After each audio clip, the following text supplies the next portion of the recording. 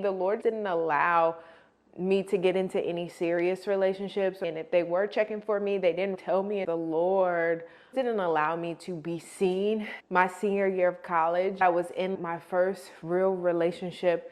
And right as senior year ended, right before going into Christmas and the New Year, the Lord had us break up. I remember the Lord saying, if you trust me, then you need to let it go. The Lord removed this idea of what he represented. I didn't have a desire to be married. I didn't have a desire to have children. But as I submitted to the process of walking with God and learning him as Father, I realized that these desires were from him. In 2021, when the Lord told me that my husband was in this season, didn't know what it would look like. People call me to pray against counterfeits. I'd met some amazing guys, but they were just the counterfeit. And I remember the Lord dealing with me in a moment of sadness, like wondering what's wrong with me? Why can't I get these guys? And the Lord was like, you're hidden. I remember October of 21, the Lord told me I was no longer hidden. And a guy I had met in 2018 texted me out the blue and was like, I hope you don't find this weird. I think you're absolutely beautiful. I asked God if I could pursue you, and he said no. What? I remember having a moment where I was playing the We're Not Really Strangers game with this guy. He described his perfect day around a significant other, and I realized my perfect day has nothing to do with another human. I told God if I needed to be single for 5 more years, then I was willing. I met my husband about a month later. I moved July of 21.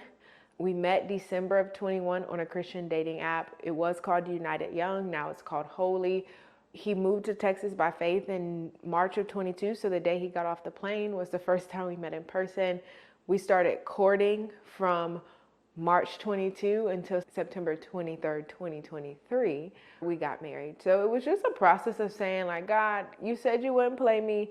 It looked like trusting God. It looked like surrendering to God. And if this is the desire that you've given me, then you're going to have to do it. You're going to have to do it. If I'm hidden, meaning that there is somebody specifically for me, I believe that there are people, there are options, there are choices, and the Lord allows us to choose based off of 2 people wanting to do life together.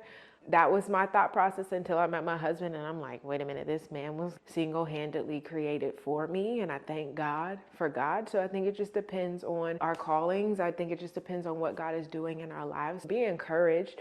I sought God. I grew in community. I grew in friendships. I healed in platonic relationships with male friends. They laid the foundation for me to step into dating and marriage gracefully because I gave them the opportunity to correct me. I sowed my time, my gifts, my talents. I did what was necessary to focus on God in these seasons and trust that if he said he was going to do it, then he was going to do it.